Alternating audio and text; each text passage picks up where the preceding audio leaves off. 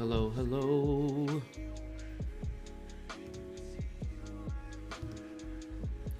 What's up, y'all? Hello, what's up? Is this working? It looks like it's working. Hello, what's up? I'm just hanging out and working, so I figured I'd live stream a little bit. Y'all can ask me some questions while I'm live streaming. And yeah, we're just gonna hang out for a moment. Nothing too serious. It's Monday. Just hanging out, chilling. How's everybody doing this morning? How's everybody feeling?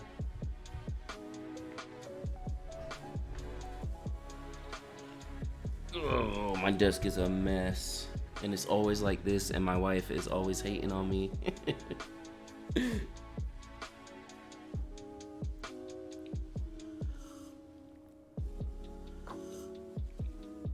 All right, so what I'm doing now is I'm making the album for this couple. This is the couple of the full wedding day video I just recently put out. So if y'all have checked that out, you already kind of know what you're looking at. What up, what up? What up, Dominique? Welcome to the stream. Let me see if I can get that in here for y'all real quick. If you haven't caught it for any kind of reason.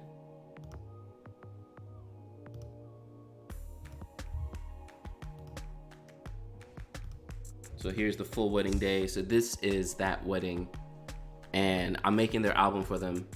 If you're not familiar with Smart Albums, it's a really, really awesome program, and you can build albums extremely quickly. I already kind of started, so you get to pick the type of album you want to use. So I'm using Red Tree if y'all aren't familiar with them. And then from there, I'm just going in, taking all the photos that the couple chose and adding them in here to make their album.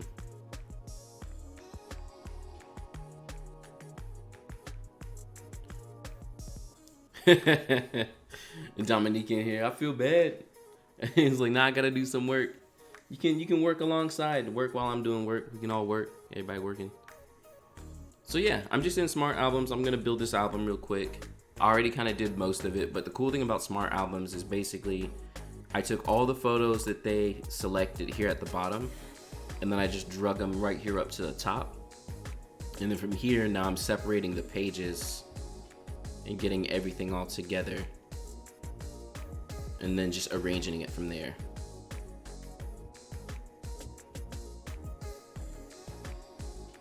Hey Kevin, what's up? Thanks, bro. I'm glad you liked the video. So yeah, now I'm just gonna go through, make this album. Let's see, 1 2 3 4 5 6 7 8 9 10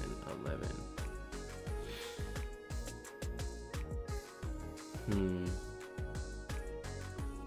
I kind of want to splice this up, so I want to put this photo in here.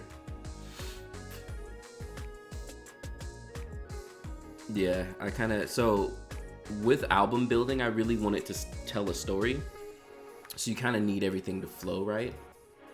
Make sure this music isn't too loud for y'all.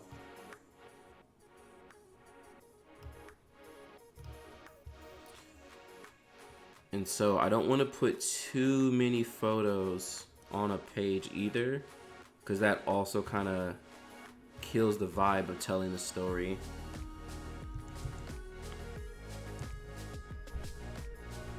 And so the really nice thing about Smart Albums is once you have the photos on the spread, they have all types of different layouts for you, and you can basically just go through and pick what you want.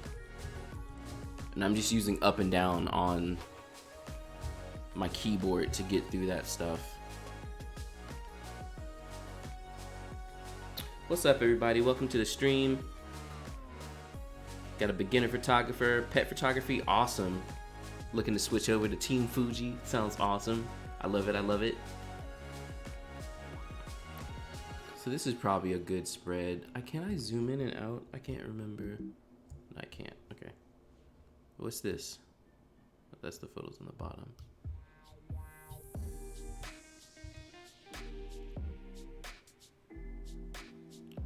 Three, 4.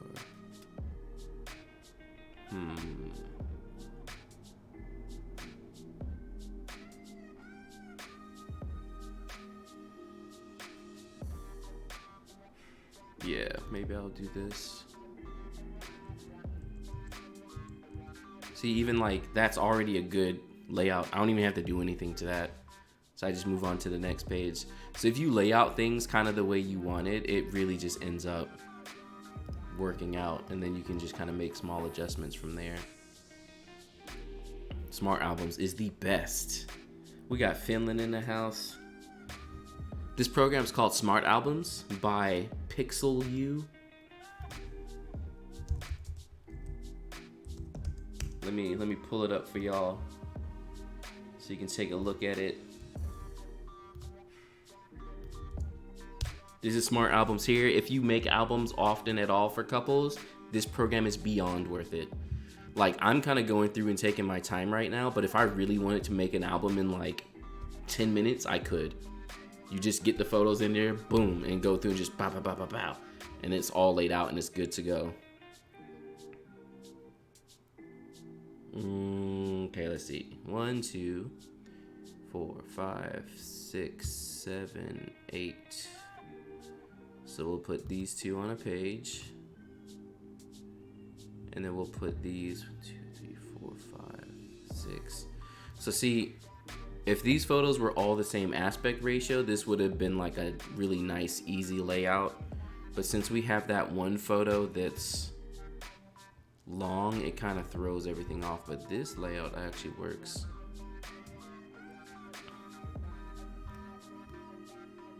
And then now from here, I can just make any adjustments needed. So actually, let's move this one over here. Yeah.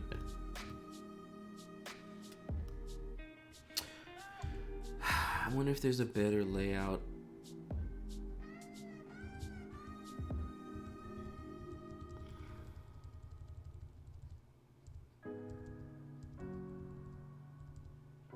That one picture really throws off the whole thing. Oh, there we go. I wanted some full screen, yeah.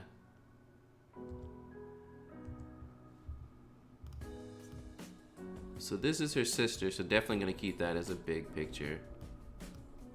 And then the real question is, which one would she want to be a bigger one over here? Oh, it's the aspect ratio, I see.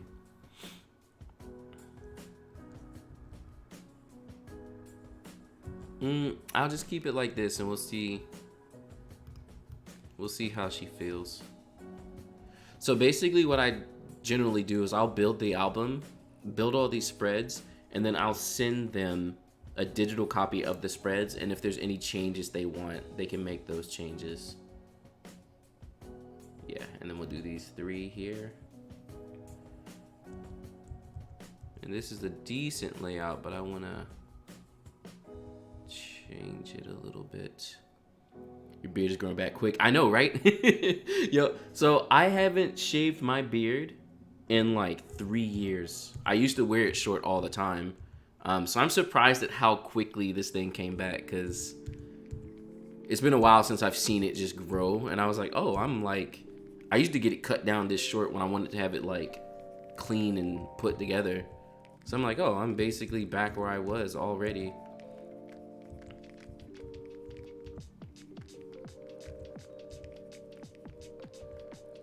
I basically only cut it because we can't go to the barber, so my beard was getting out of hand, and I was like, well, if I cut it, by the time it's grown back, hopefully we'll be able to like go do normal things again. Yeah, my beard definitely used to not grow this fast. I don't know what that's about. So we'll do 2 here. This is some details. So this album should have only been 20 pages, but she was like, oh my God, I love the photos so much. She was like, I can't decide on the photos. So I told her I'd go ahead and build it out, and we'll see how large it becomes, and then we'll kind of go from there. So let's see. Oh man, she didn't choose any of my first look photos. So we could probably put these all together. How many? 1, 2, 3, 4, 5. If it was 6, it would line up a little bit better. It's always when it's uneven. You know what I could do though? I could throw that picture of her sister in there and have it be a whole, yeah. Actually, yeah, I like that a lot. I wish there was a better way to lay it out. Which is the best software for Fuji Camera RAW files? So Capture One is definitely better. There's no denying that at all. But I just, so far, and mind you, I'm not that great at Capture One, but so far Capture One feels slower to me. Oh my God, this guy always comes through here with his car. Yeah, Capture One just feels so slow to me, but I also don't know it. So Capture One is better, but Lightroom is usable. Like, you can use it. I use it. It's fine. It works. I know a lot of people like swear by Capture One and they act like you just can't use Lightroom, but I would say that's not true. Capture One is better, but you can use Lightroom. It's possible.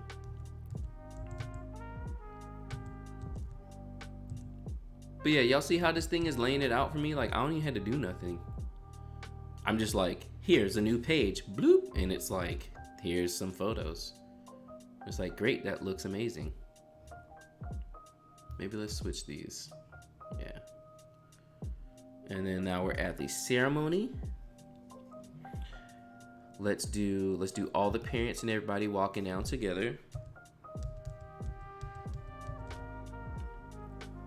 Bought an X-T3 and really enjoying it. I've learned so much from your videos. Not done wedding shoots, but learning a lot. Awesome. That's cool. I'm glad you're enjoying it. I love my X-T3 so much.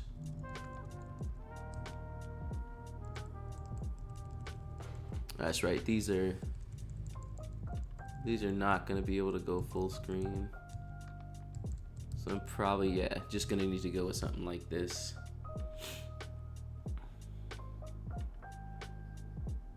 Hey, Nick, what's up, man?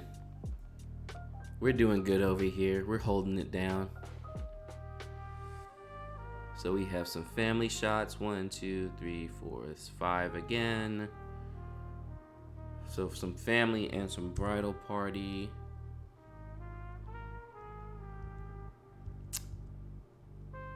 Yeah, and then we'll put the big group in the middle.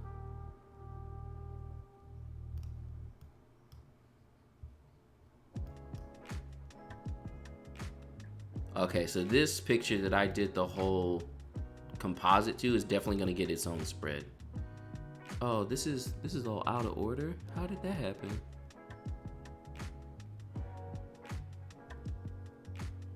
I thought it was sorted by capture time. I hate when the photos are out of order. Kills my whole vibe. So here's 2 photos. This one will get its own spread. Yeah. And I'm not getting a warning on it, so that means it's large enough of a photo, it should print just fine. How do you find low light and focusing for wedding day on the X-T3? It's been fine, and mind you, I've shot 40 weddings exclusively on the X-T3 last year. I would say some of the lenses, sometimes they have a little bit of a hard time focusing, but it's kind of like a lens specific type of thing. But for the most part, like, I've had no problems with low light, and I've been in some pretty dark venues before.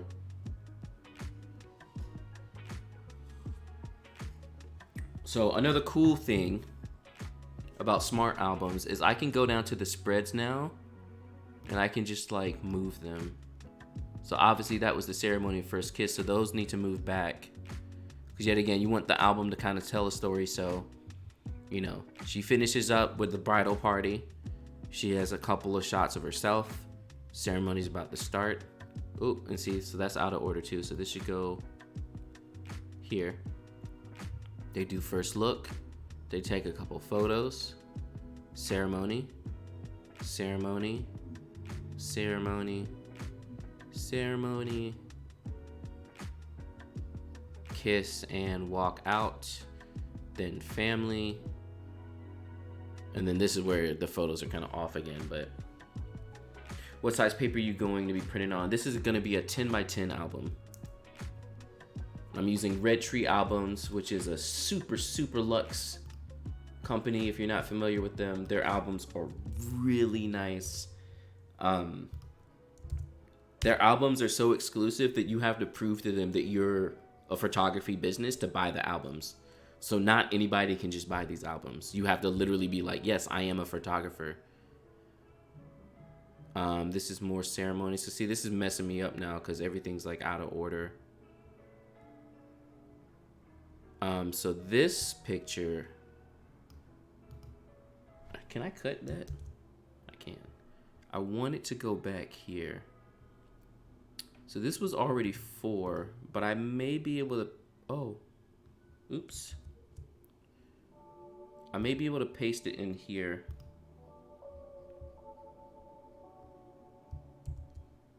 Yeah, and it may work out. I don't like,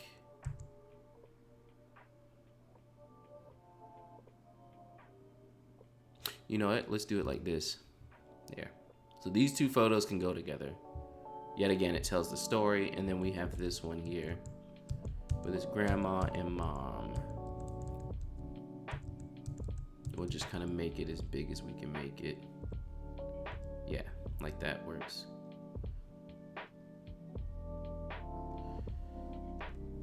I'm trying not to use up too many pages. Like, I don't want to just be over here with mad pages just because, but yet again, you want the album to be nice and you want it to flow. Okay, it looks like no more of the photos are off, so that's good. Also, I'll save some pages once I get to the reception because I usually bunch those photos together. So we have that full spread. We have some more photos. This is just like a candid whatever. So the question is where to put that.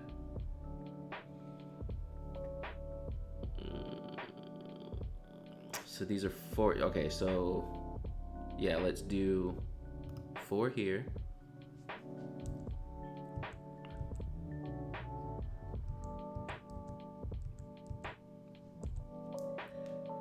How you use the speed light in dark location, which didn't have any white surface. I use it the same way.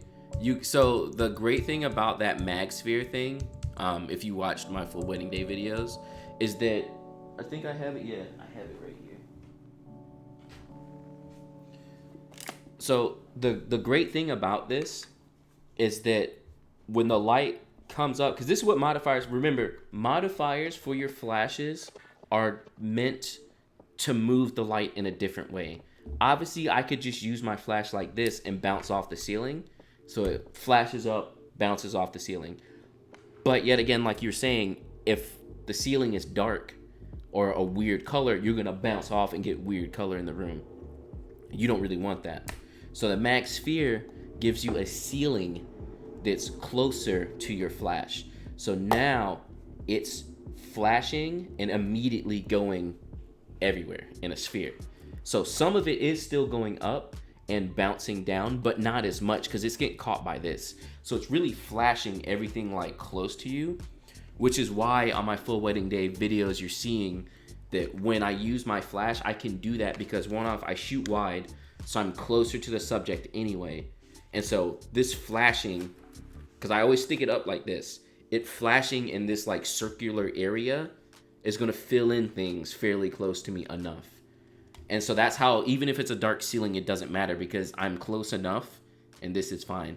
Now, MagMod makes another one that has like it's like a scoop. It almost looks like a rugby scoop. Is that rugby? With the little ball on the, I have the ball right here. That's not rugby, that's what is that? I don't know sports, guys. I'm like the worst. But yeah, it has like a scoop. So then that one, the way it works, the scoop kind of looks like this. It flashes up and throws the flash out.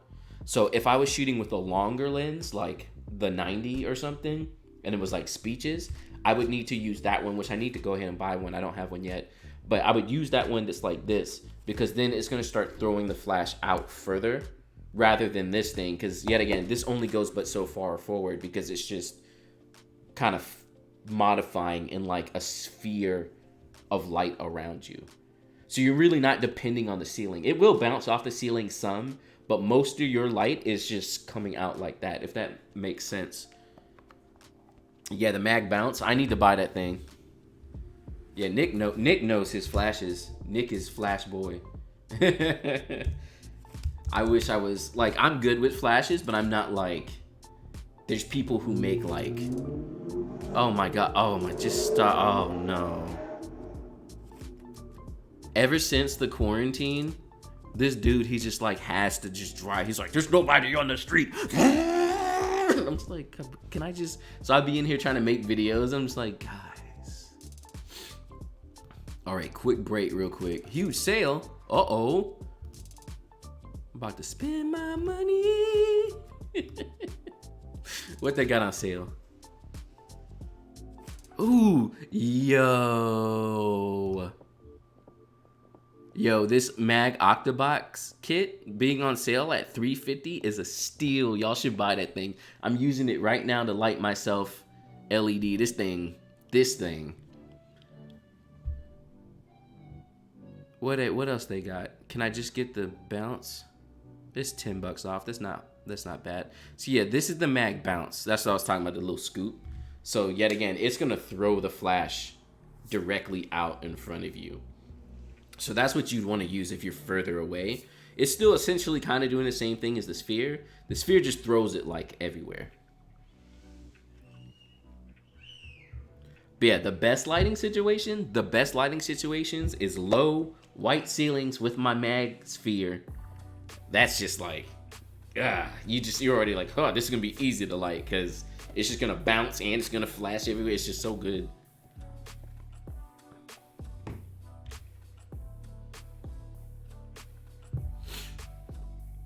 This is a decent little sale. I didn't realize they had a sale going on. They got the whole kit for only like $150. I could use some gels though. I need to start using the gels to at least warm up the shots, because I hate when you use your flash and everything's like cooler from the flash, but then the whole room is like tungsten orange and you just like screw yourself over. I feel like this page can do better. Well, first off, let's do this. And let's put y'all in the middle. But I don't know. This is a cute little shot. We'll keep it like that. And then we'll do these 4 here. And that's just going to be a straight line. Yep, so that's perfect. Just make sure everything's kind of cropped the way we want it to be. And then 2 of him. And then the real question is where to put this candid. Like, it's a funny little candid. I just don't know where to put it. It doesn't really fit in with anything else at the moment. And that like always happens. There's always one little photo where it's just like, I don't know where to put it. Cause like this is all pictures of them. I could scoot it in there, but I feel like it's gonna kill the vibe. And that's the biggest, you don't want to kill the vibe of the story going on in the book.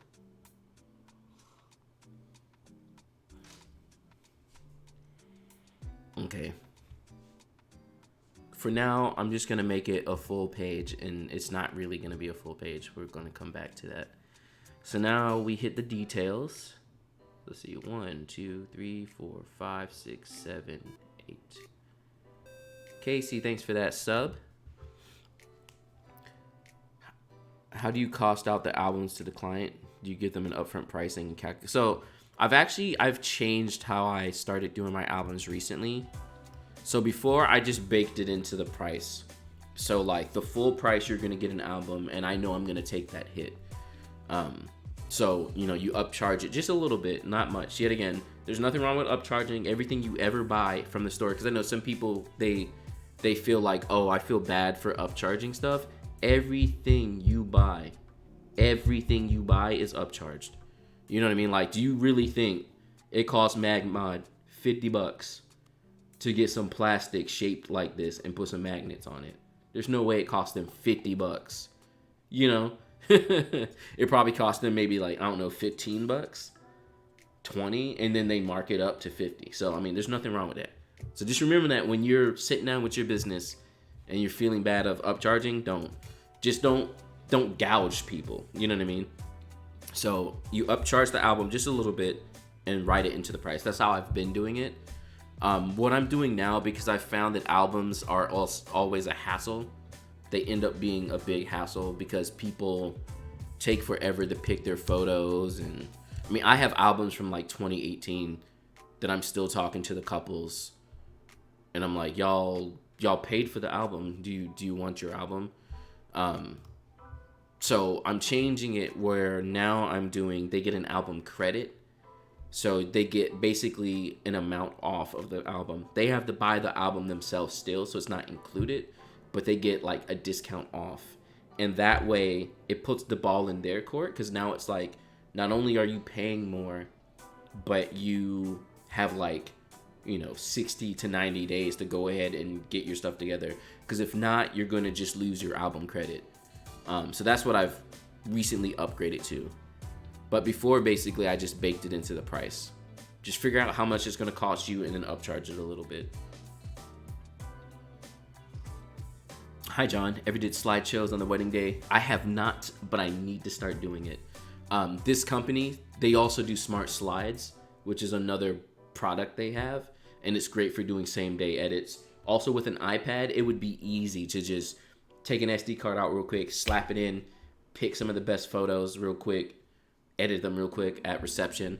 Honestly, I may start including that in like longer days. So my top package has like 12 hours in it, and 12 hours is long. Like, you're gonna get to the reception and be sitting around with not much to do. So when the vendor meals and stuff like that come out, that would be a great time to throw together like a slideshow or something. Okay, so let's see. This is first dance, intros, and first dance. So I'm just gonna take all these photos of them and plop them on one page. They really were loving those black and whites. Okay, let's switch this here.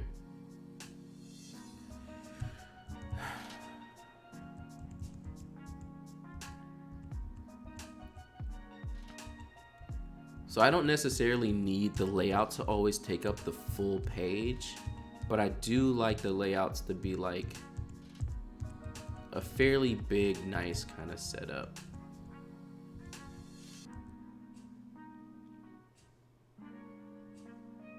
Like, this is kind of cute. Keep the colors there. Scoot this one up a bit.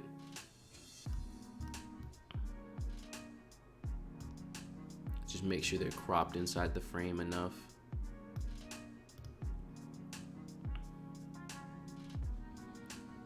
Hello, welcome to the stream. I can't say your name. What camera and lenses do you recommend for a starter with Fujifilm? So first off, I'm a prime guy. I love primes. So the only recommendations you're gonna get from me are primes. I think especially if you're starting and you don't have a lot of money, the f2 versions of the lenses, which is what I use, are a great starting price. So like the 23 f2, the 35 f2. If you want to buy just one lens to start out with, I'd say the 35 f2. It's a 50 millimeter full frame equivalent. 50 millimeters is a nice starting place. It's like long enough that it can be a portrait lens. It gives you enough distance to stand back from stuff. It's just a nice focal length to get used to shooting prime. So definitely get 50 mil. So her parents were divorced. So I'm actually going to separate their dances on different pages so they can each get their own little layout, basically. Look at that. They're laid out perfectly the same. How great. Can I get anything else out of this? You know what you can do too? You can come into your spread and then I can edit this whole. Can I select all of them? Yeah. I can just make this whole thing bigger. Like that. We have some range. I probably could scoot it out. I wonder what.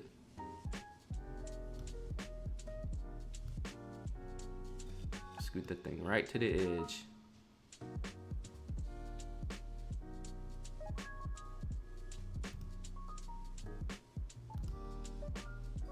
Look at that.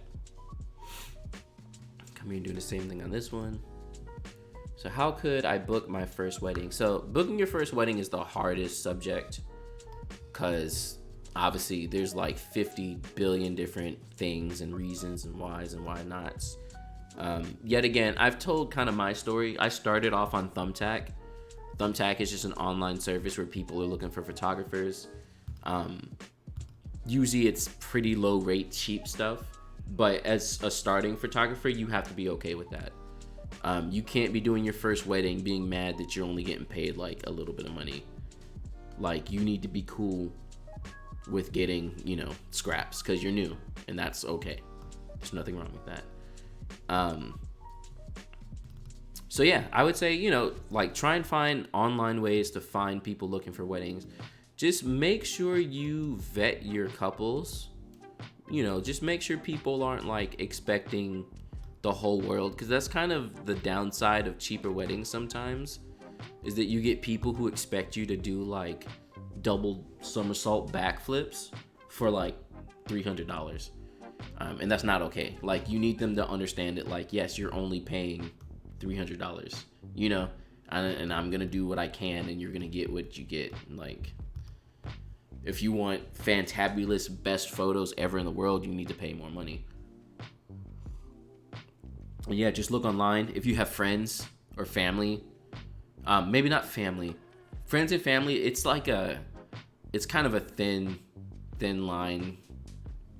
I caution photographers to do that stuff because you don't want to get in a position where you end up like ruining relationships just because you wanted to shoot a wedding. So, you know, just be careful with that. But outside of that, like,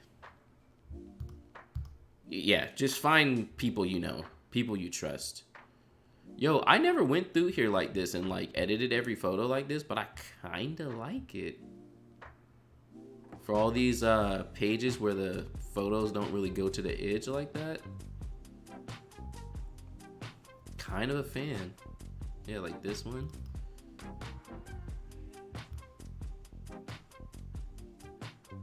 I mean, I am kind of pushing it to the edge of what's like the safe printing area, so we'll see. The company might get back to me and be like, y'all, this is too close to the edge. But yeah, booking your first wedding is the hardest thing. My first one, I got paid $500. They only wanted me for like some reception coverage. And I ended up getting there early, and they thought I was supposed to go to the ceremony, so I went. And then the guy, I guess, who was gonna shoot the ceremony saw me there, and I was like extra serious, so he was like, oh. He's like, I don't care about this, so he just left. So I got a ceremony and like just a bit of reception and portraits.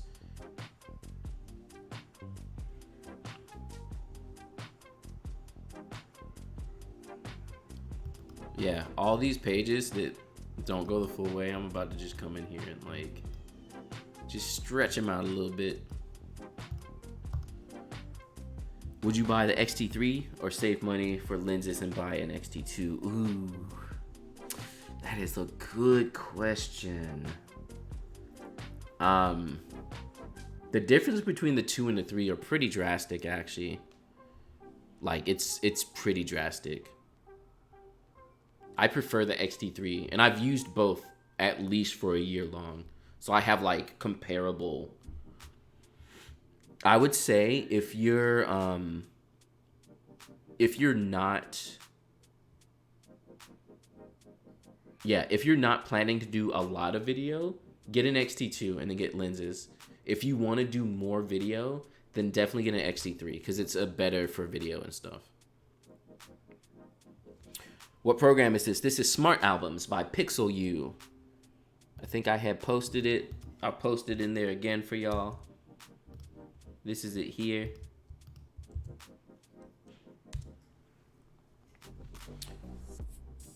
Capture card. What do you use for live streaming? So I'm using the Elgato Cam 4K.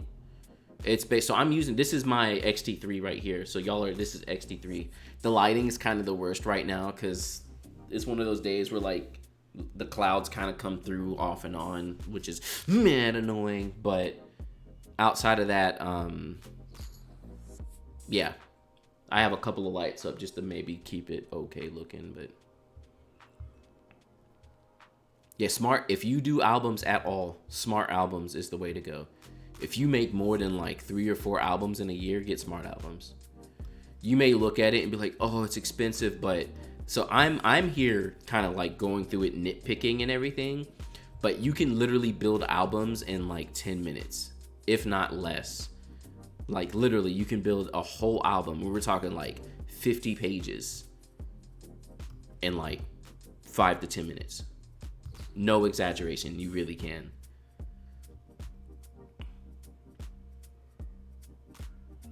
What I need to do is save my own templates.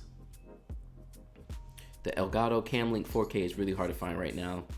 I don't know any alternatives. I was just talking to someone about, I got lucky. So it was right before all of this stuff went down. And I was kind of like re-upping, because remember, I moved into this new like studio space recently. This is the master bedroom in my place. And when I did it, I was like, I really want to start using my cameras, which I need to turn the battery. I need to turn on the. Oh no, it is on. Okay. Making sure my batteries weren't dying, but I was like, I really want to use my Fujis as webcams, so I went ahead and bought a Camlink, and that was like right before this, because someone was just asking me yesterday. He was like, "Oh, what do you use?" I was like, "Oh, Camlink." And I sent him a link to it, and I went on Amazon. That thing was like $500. I was like, yo! They're up here price gouging mad hard. I was like, come on, y'all. That hurts. Okay, so this needs to be cut, and we'll bring it back. Hey, it's James. What's up? And we'll paste it on this spread. Let's see if it throws off the spread though. It does not.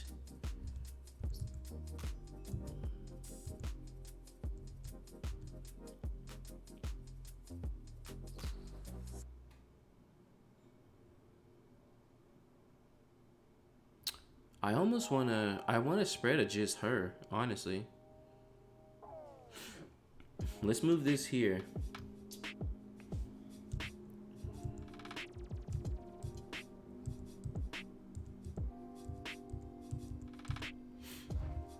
What about streaming software? So I'm using Streamlabs OBS right now. This is only like my second time using it. I'm on a Mac. But it works well. I like it. So OBS or Streamlabs OBS, either one. They're 2 different programs, but they work well.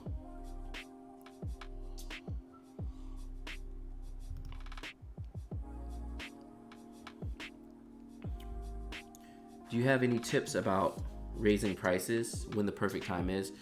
So raising prices is one of those harder ones, and I think it's one of those things like even I, like yearly, that's like a big subject.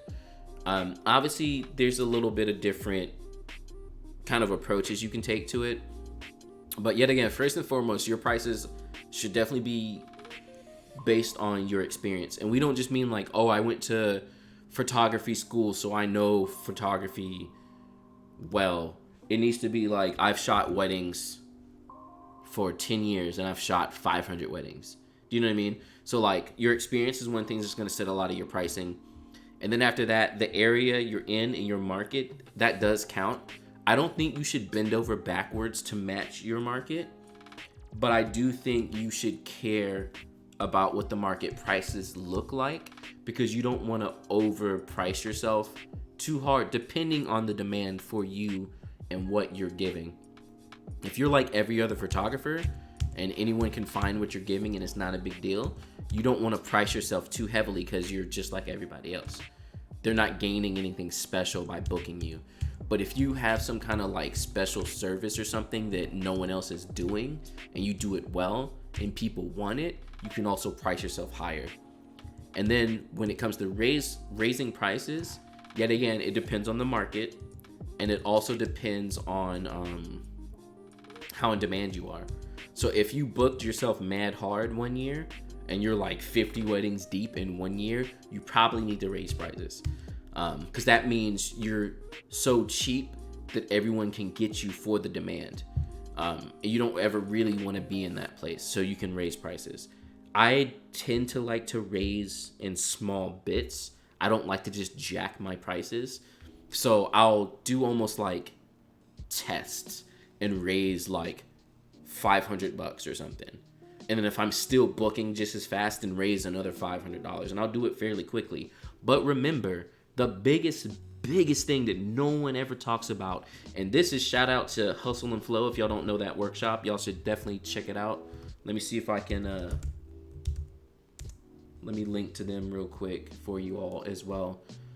This is a big thing they talk about, and it's really like one of the truest things. And I love their workshops. They are like the absolute best. Now, let's say you raise prices, you're booking well, you're doing well, you're raising prices, and then all of a sudden you hit a wall and you're like barely booking. You might need to reassess and maybe drop your prices. There's nothing wrong with dropping your prices.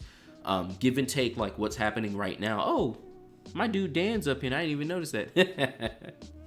But you know, like you take a situation like now with coronavirus and barely anybody's booking. And yeah, you got people maybe booking for next year, but everything right now is kind of up in the air. This would be a great time to probably drop your prices.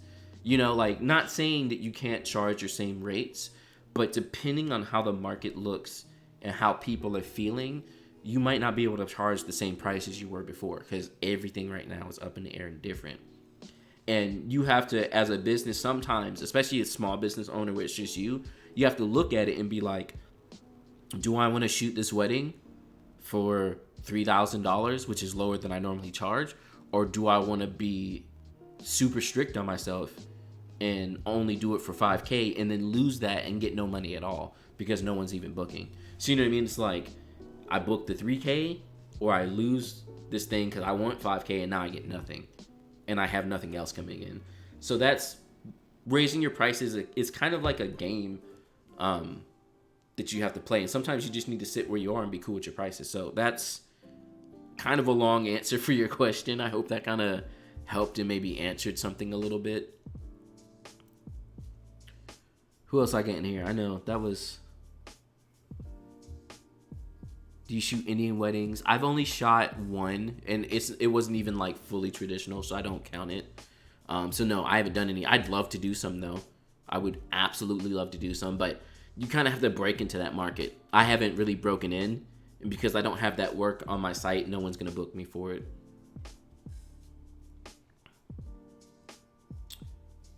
For you, what is the hardest part of a wedding to photograph? The hardest part? I wouldn't necessarily call it the hardest, more so like the most maybe like high strung or annoying. It's just family photos. They're fine, but it's just a lot of you're dealing with a lot of people, and you have to keep them very organized. I usually do a shot list. That way I can like literally call out everybody by name and get it done quick. I also get the couple on the same page as me and being like, we need to do these photos. If there's anything else you want, we can do that later. So that then when the family's like, what about this? What about that? What about this? What about that? Even the couple's like, no, we have a list. We do the list and that's it. When you have the couple on your team, which is probably the number one thing to do for wedding days, if you do not have the couple on your team, then you're going to have a stressful wedding day. All my couples, not only do I vet them and meet them in person and we like really form a good relationship. So on a wedding day, if someone comes at me, like another vendor or something, then come at me, I can go, well, we'll see what the couple wants. And they'll usually be like, nah, bro, get that out of our face. And then I can just look back at the vendor like, tried to tell you. And you know, like, you shouldn't be fighting with vendors. You should be able to just go back to your couple and be like, hey guys, this person is saying this thing. This thing is gonna mess me up a little bit. What do you want? And usually if they understand everything, they're like, no, we want what's best for you, because what's best for you gives us the best photos. And then you look back at the vendor and be like, you heard it from their mouths. Sorry. You know, like, music is so chill. Thank you. This is my number one. This is how I vibe, like, all day, every day. So there's a bunch of dancing photos. So I'm going to take these and move them around just a little bit. So you have cake cut here. So I'm going to take these photos. I'm going to move them down so I can just stack all the dancing photos together, which will make it much easier as well. So yeah, so here's cake cut. This is more dancing. We also have bouquet and garter, so that's all together. So I can already see, look, I can just, oh, you know what? Let me not do that. I just put all those things on one page together.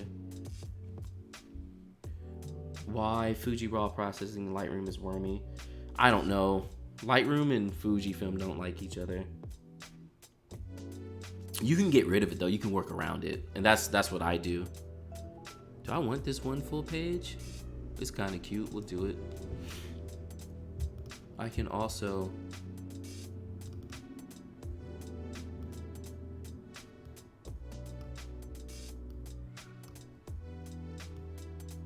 yeah, I might start doing this with some of these full pages. I kind of like cropping it in like that and having that white. I'm a real white border, like these photos behind me. I like that white border around the photo. Okay. You moved from NC to Raleigh.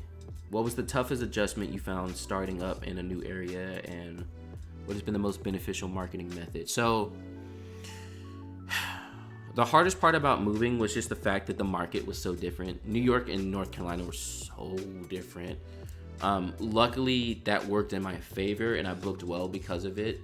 But prices and all that stuff was hard. What I found to work, and this is mainly in North Carolina, what's going to work with marketing is going to be different. The Knot did really well for me when I first moved down here. Doing bridal shows worked really well down here. And then just being active on Instagram, and having stories and having posts. And those three together is what basically helped me move markets and still book 40 weddings the same year that I moved. How many photos do you take during a wedding? I tend to take around, I'd say 5,000 to 7,000 photos. And that's between my two cameras.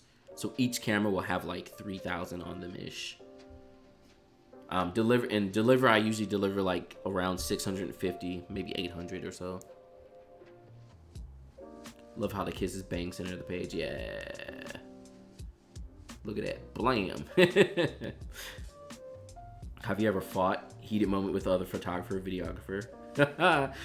Not with other photographers or videographers, luckily, but I had nearly a yelling match with a venue coordinator one time. It was the absolute worst. So here, hold on. Let me get these photos real quick. 1, 2, 3, 4, 5, 6, 7, 8, 9, 10, 11, 12, 13. Oh, that's no. Oh, that's perfect. Yeah, we'll just throw all these on one page.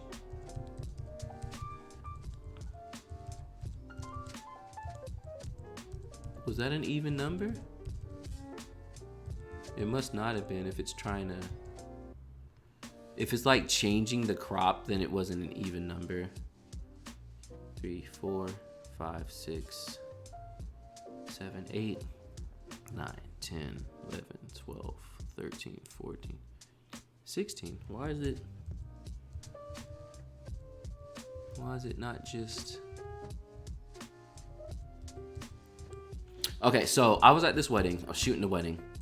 stuff started running a little bit behind, and I knew that. Obviously, yet again, as a wedding photographer, when you are shooting a wedding, all the vendors matter, and you need to remember that. Every vendor matters, and I wish every other vendor would remember that as well.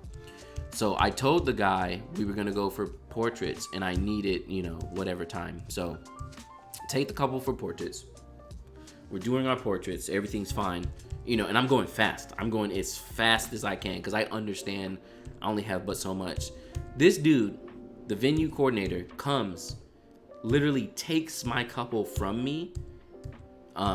He just takes them. He's like, no, y'all can't do this right now, and takes them. And then he proceeds to just straight up yell at me.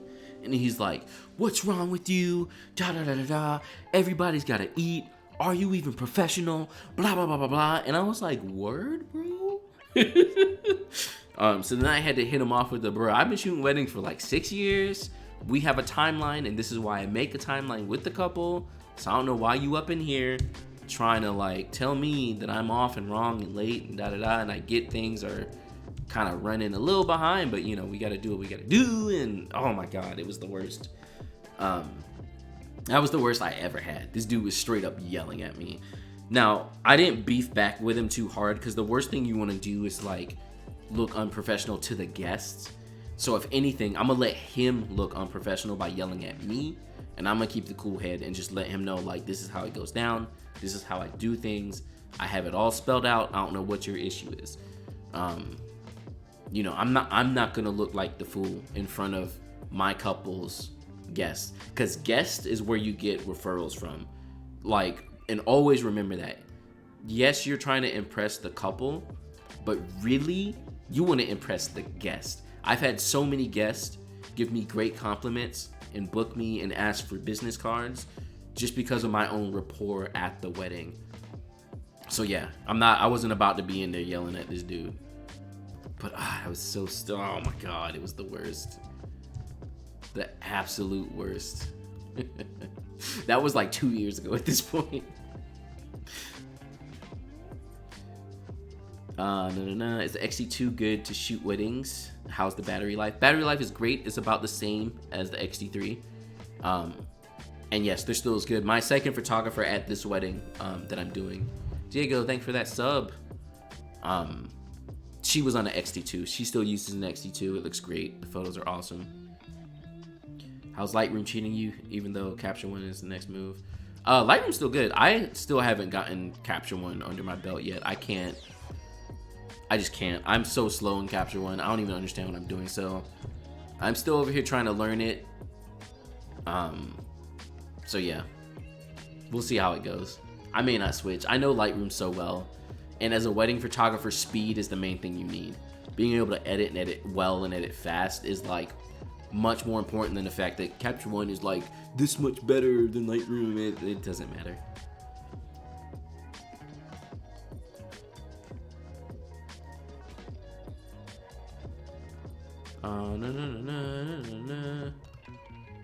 So I've been flying the wall.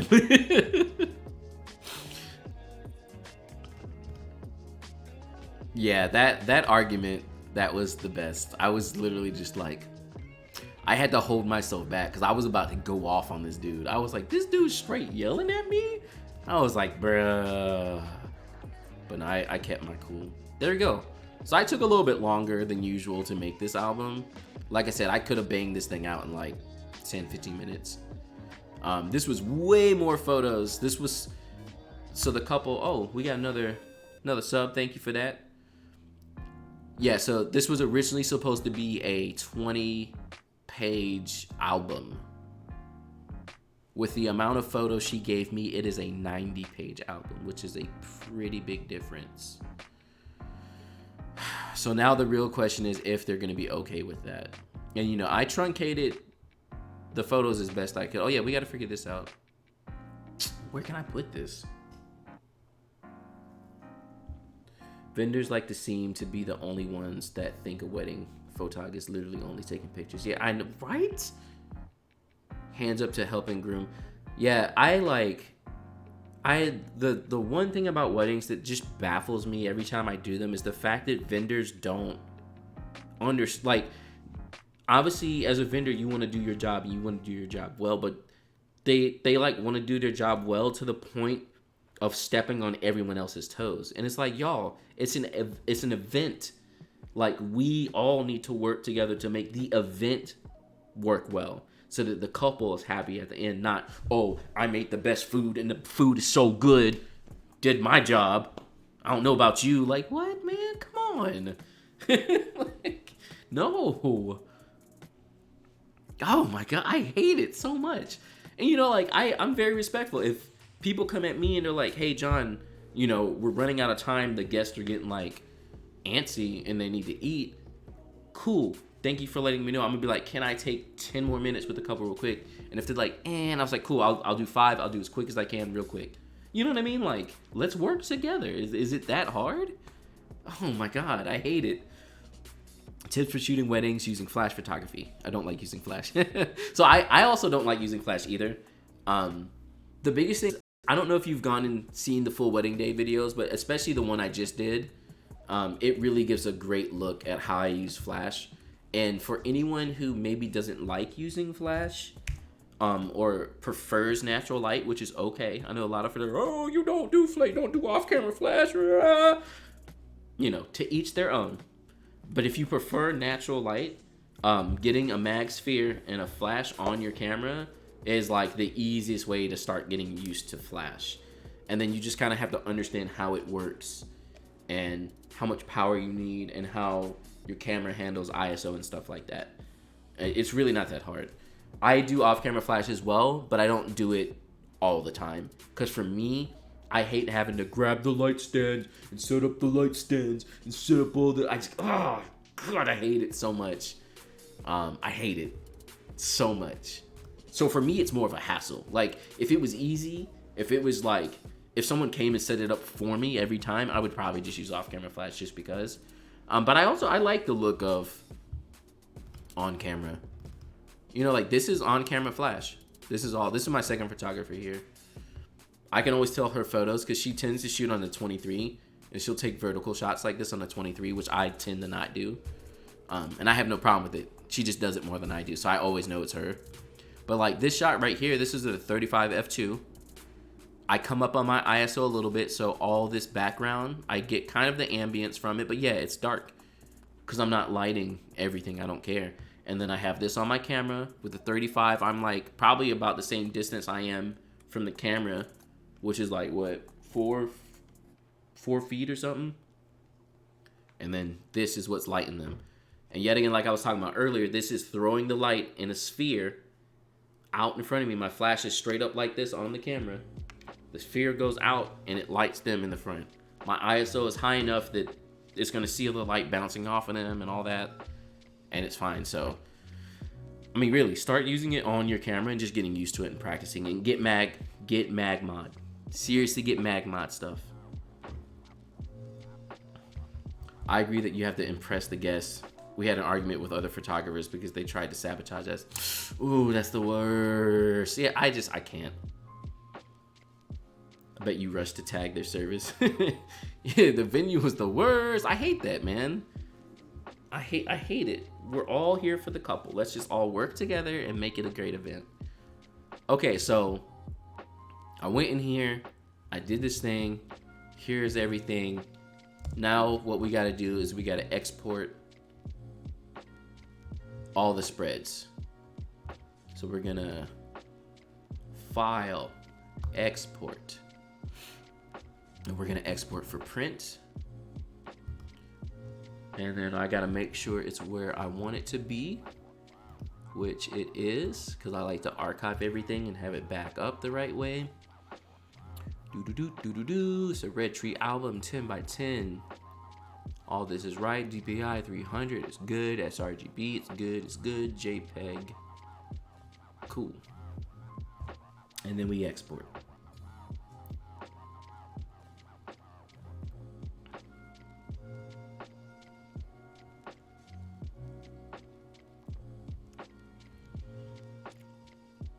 Now, what this is going to do is export all the spreads as JPEGs.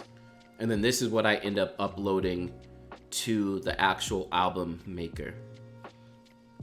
So the next stage for me, because this is way more pages than she had originally in her booking thing. So she had 20 pages, which I think is 10 spreads. So we went from 10 spreads to 45. So that's 35 extra spreads. And then I'll just need to charge her for that. And we'll see how that goes. From your experience, which application that really works for reaching out your market? Instagram, website, Facebook. Could you make a video about in depth later in the week? Ooh, that would be a great video actually. I found Instagram to be really awesome recently. Instagram is really awesome. Yeah, you know what? Maybe I'll make a video like that. Hey James, what's up? Yeah, maybe I'll make a video where I break down kind of like marketing and stuff like that. That's such a hard subject because it really is like, it's like a per area type of thing. There's no right answer. I can just give my experiences on everything. Cool, so I have my spreads here now. So you see they're all exported as JPEGs. They're all ready to go.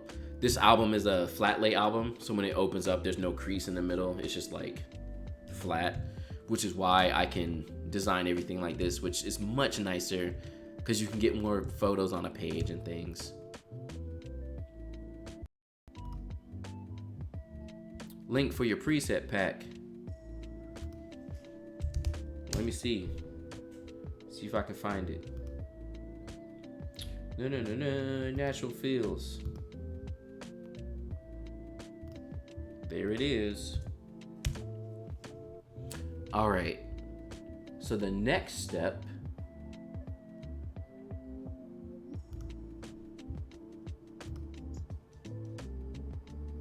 is now I go back to PicTime, which I have a video coming out about PicTime tomorrow. It's just a short little video.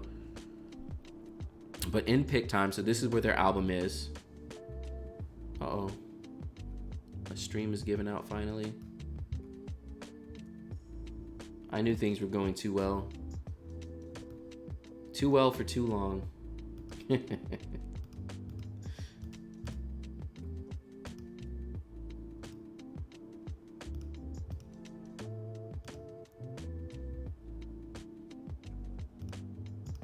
So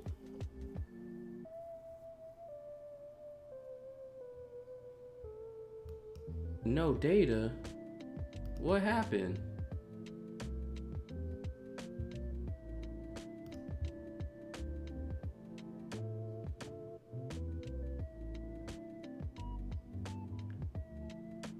Is there a time that you have literally no events to photograph?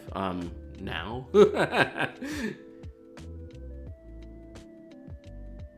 Oh, has this thing totally stopped? Am I streaming? What happened? What happened? Why does this happen? Why is my internet the worst? I feel like it was just fine. Yo, did my internet stop all the... What is wrong with the internet?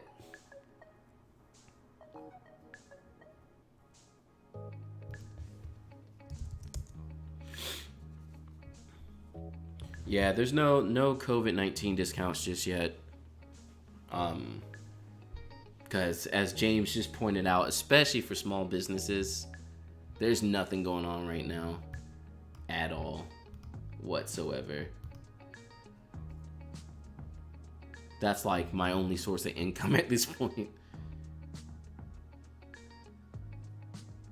Is my stream still going? It looks like it's still okay, whatever.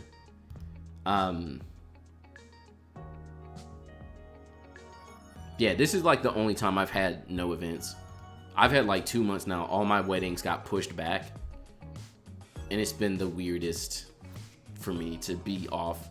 Like I would have done like 6 to 7 weddings at this point of the year. Whereas the last full wedding day video y'all saw was the first wedding of this year. And that's all I've done. And that was February. Oh yeah, my internet's the worst, bro. Okay, so I've gone in now. I've made everything I need. And then I'm gonna go ahead and I need to get their photos. So albums, there they are. Here are my spreads.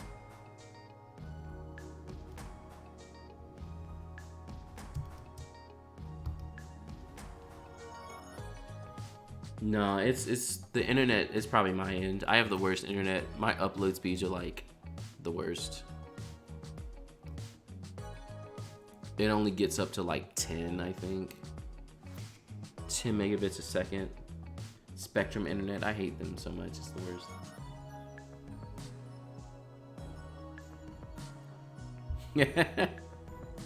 James with the disinfectant. Yeah, it'll be fine. We can just do our weddings and everybody will be okay. Yeah, all my weddings have pushed back. Which also sucks because, so this year, I lucked out in two ways. So first, this year I was like, okay, I'm gonna focus on YouTube more. And that kind of saved me because I didn't book as many weddings. And I also had another source of income. So when this happened, I wasn't totally like, oh no, my whole life. But now what sucks is, you know, I think I have like 25-ish weddings this year, somewhere around there. But they're all stacked at the end of the year now. So instead of it being, like, 2 to 4 weddings every couple of months, now it's going to be like, you don't do anything until like July, and then every weekend it's a wedding and 2 weddings and 3 weddings and weddings and weddings and weddings. And so yeah, that will be fun when I get to the end of the year and just have all these weddings. I'm like, I gotta edit weddings and I still gotta make YouTube videos and I love working with Capture One, but I hate that there are a few presets for C1 with love. Yeah, I'm still trying to work out my preset for Capture One. I just don't. Was it on? Am I here? I'm still trying to get used to Capture One, and I don't like. So far, what I've done with my preset on Capture One is not hitting that spot just yet. Like, I'm not feeling it yet. It doesn't feel like it's where I want it to be. And it's not giving me that same almost like one touch preset like I have in Lightroom. So because of that, I'm not releasing it just yet, but I want to so bad. Do you ever get bored of doing weddings? How do you keep it interesting? So yeah, that's actually a great question because with wedding photography, I'm very methodical about how I approach the wedding. Like, I think it makes a lot of sense to have a process and make that process like a very straightforward, like, this is the process and I'm always going to do this process, because without that, your wedding days are going to be all over the place. So make sure you have a set process. But then you have to really try and find the creativity within that process, and be able to take, like shots that are different and be creative there. That's the one thing that makes it fresh, because you're doing the same thing. Like, y'all saw this in the other wedding. I do the same thing. I do it nearly the same every time.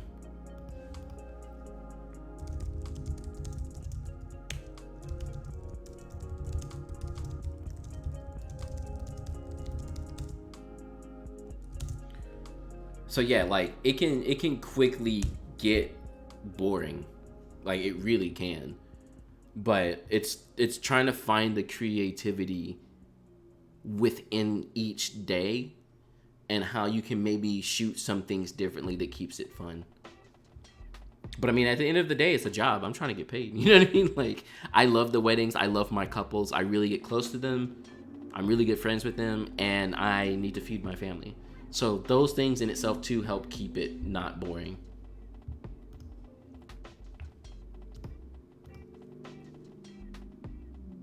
Dang, I lost the whole stream. I'm so sorry, y'all.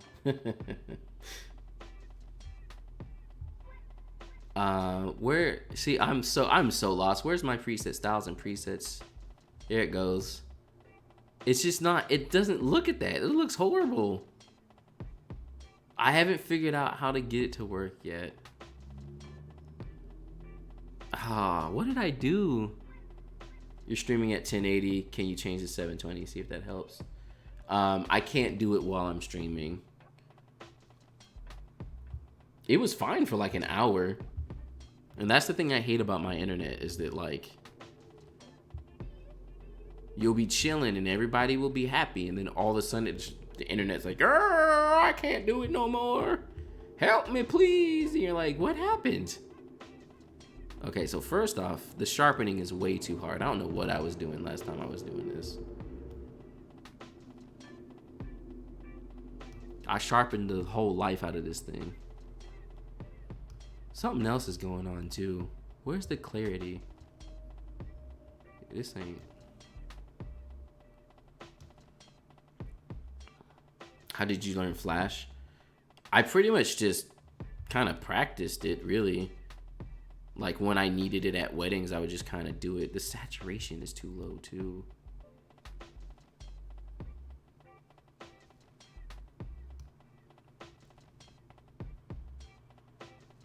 I think I'm starting to have a little money. I got X-T2 with the kit. What are the lenses? Get Robert, grab the 35 f2 if you want a nice prime lens to start out with.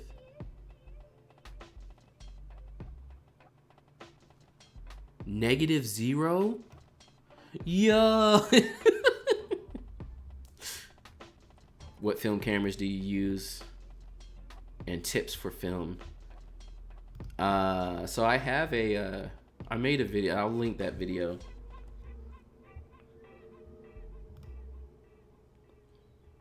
See if I can find. Here it is.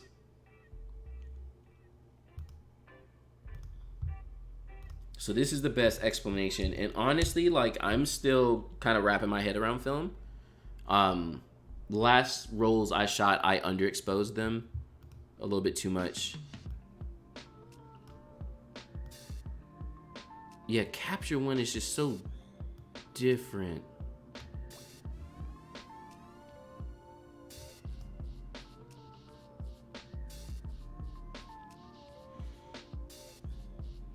But yeah, I really do want to get my preset over to Capture One, and I'm working on it. I just haven't. It's not really doing what I want it to.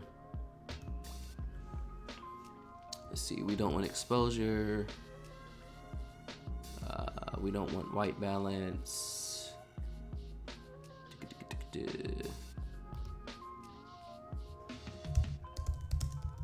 Natural fields, color, call it 2.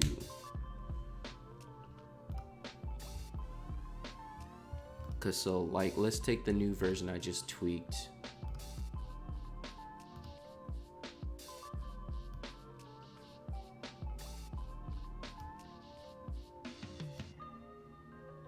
There's something about it that like is irking me, and I can't figure out what it is.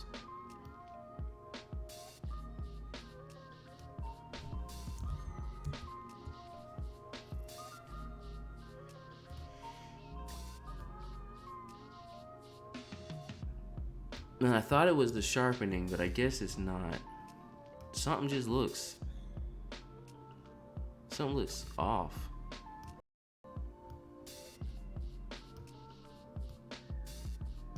What's the average SD card size you use during a wedding? I like to use the 128 gig cards because the Fuji files are huge.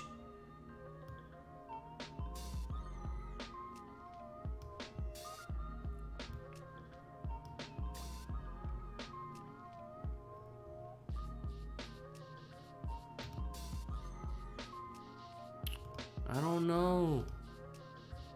I don't know. Something looks off to me. There's a workspace for C1 for people who migrate from Lightroom to make it easier. Yeah, I need to look into that stuff. The black and white's looking pretty good though. So yeah, I'm in here messing with it. I'm almost there. I'm almost there. I'm trying. Oh, does anyone know what this purple? This is not how these photos are supposed to look. I imported photos and they look all messed up. All these pictures look off. So yeah, that's the biggest thing. I'm just in here trying to figure out. Not only am I trying to figure out how to use it, but it's just like, bro. Oh my God, with your car. Oh my God. Ugh.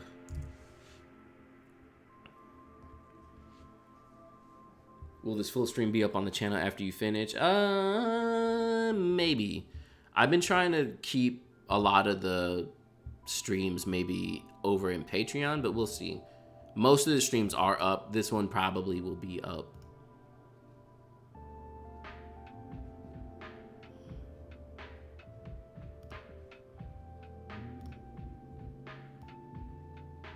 Oops. Come over here. Let's just turn the Kelvin up.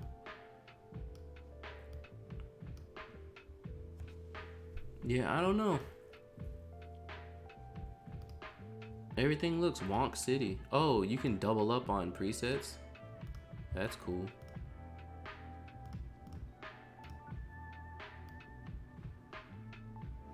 I don't understand. I'm not interested in switching per se. At least so far. We'll see. But I'm trying to convert my preset over to Capture One for you all, because I've had a lot of requests for it. So at some point that might happen. This is John from John Branch Photography, and I'm sure you all have seen my video playing in the background. Inception, John Branch. Just back, my net died. Yeah, net for everybody. Just got in. Did you leave Lightroom for C1? I did not.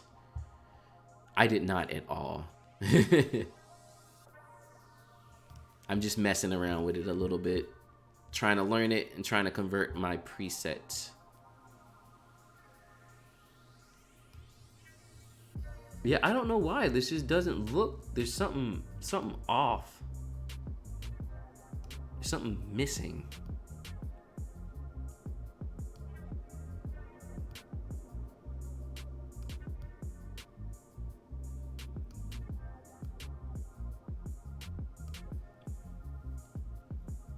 Something missing to me. Can you imagine everyone at home right now and the fiber disappears? Yeah, right? Where's the internet? I mean, it looks close. It's getting there. It's getting there. It's definitely missing something. I don't know what it's missing, but it's missing it. It's missing it. Maybe the black and white ain't right either.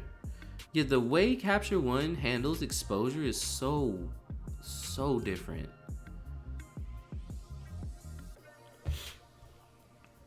How to respond to a client who's asking your price lists. Do you just share them and the price? Do you have them? So Denny's in here. He's asking all the real, these are the questions.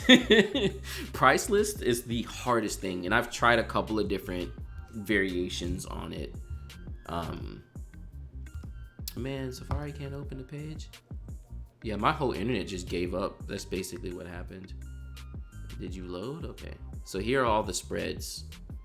And then I can send that to the couple now. Price list. So I used to have my prices on my website, just straight up, here it is, here's the pricing. That way, the people I got, I knew that they wanted to talk to me, not just because of the price. They were already like, I'm cool with your prices at least. I want to talk to you more. I stopped doing that recently, and now I send a price list. And for now, I have been sending a price list, but that can also be it can also be a bad approach, because then people are viewing you only for your price.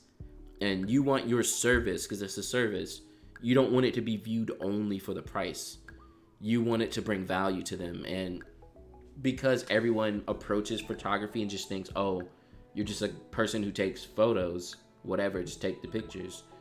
You need to be able to establish to them up front, like, this is the value of this. This is why you're paying this amount. Whereas if you just go, here's my prices, people will still just be like, okay, you're a person with a camera, and this is how much you cost versus this other person with a camera. Whereas if you base it off of value, now they can be like, oh, well, this is what John does, and this is what Denny does, and I can weigh these, and the price doesn't really matter as much. It's obviously a factor, but it's not the first factor. So, I mean, it's half and half for now. I've been sending price lists just straight up. If they ask me, here it is. Because yet again, I don't want to waste my time, and I don't want to waste their time. If they don't want to talk to me because my prices are too high, that's fine. I'm cool with that. And that's where I think a lot of photographers need to sit. There's a lot of information running around from photographers, but no one's ever cool with anything. It's a business. You know what I mean? Like, if I send you my pricing and they're like, it costs too much, okay, I'm not going to do a backflip and be like, oh, don't leave. No, if you don't want to pay it, that's okay. If it's too much, that's okay. There's another photographer that will do it for you. And that's another thing. Everyone's always running around like, oh, this person's undercutting the prices and everyone's going to book them because they're cheaper. You're going to find the people who are going to book your stuff, and it's going to be okay. There's a photographer for everybody. There's millions of people getting married. Everybody's getting married. Everybody's getting divorced and remarried. Everybody's getting married. There are weddings. I hate. Everyone's running around talking about competition and all this stuff. Bro, nearly everybody gets married. You know what I'm saying? And some people get married twice. So why are we like so up in arms like, oh no, you're going to steal my clients? No. So, you know, I like just being real about stuff, you know? Like, if I meet with a couple and I send them a price list and we meet in person and I waste a whole hour and I waste all these hours meeting with them and they're like, yeah, I want to go with someone else, I'm not mad. That's fine. I want them to be happy, and that's what matters most for me. So yeah, that was a long explanation. But now that I'm done, it's time for me to go into some other type of work that I cannot show you all because it's too confidential. So I'm about to hop off of this stream. But I really enjoyed everyone hanging out with me. And keep an eye out for that pick time video coming out tomorrow. This is what I'm using right here. This is pick time. So I'm going to send this to my couple for them to approve it now. But yeah, I'm going to jump off now. I got some other work to do. I got to eat lunch with my family and things. So I'm glad everyone hung out. I might do these question and answers more often because y'all in here asking the real. Y'all asking the real questions. Let me just see. Let's see what else. We got a couple questions. Just the last minute questions. How long did it take to develop your style?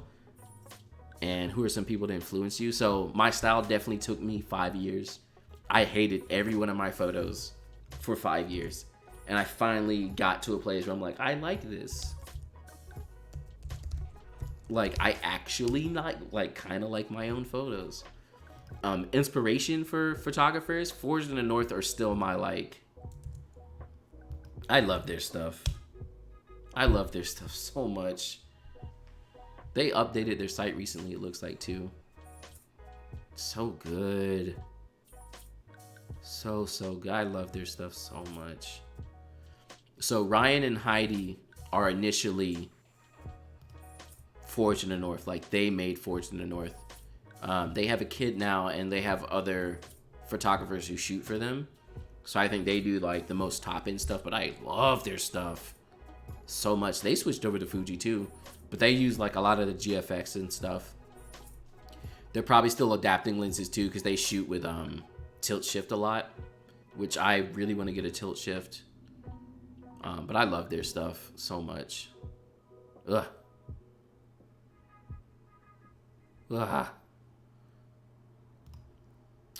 So they're a big one. And then so my mentor and the other photography group that I shoot with, so the Portos, he's also a big inspiration for me and taught me a lot about how I approach weddings and stuff. And you can see a lot of his style in my stuff too. Because when I shoot weddings for the Portos, I basically have to change my style a little bit to fit Portos more. Actually, this one right here, this is me. I took that photo. That's me. I did it. Me. But you see the edits are different. So this is how he edits his photos.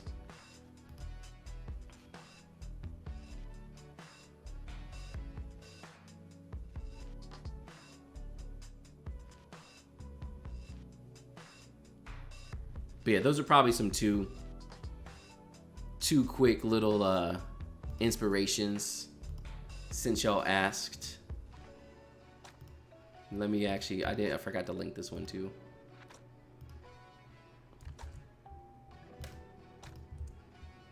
All right, y'all. That's it for today. Thanks for hanging out. Hope you enjoyed the answers. And if you love this, leave it in the comments and like it and let me know, and I will try and do more of these little question and answers while I'm working. And y'all get some more answers just about my time as a photographer.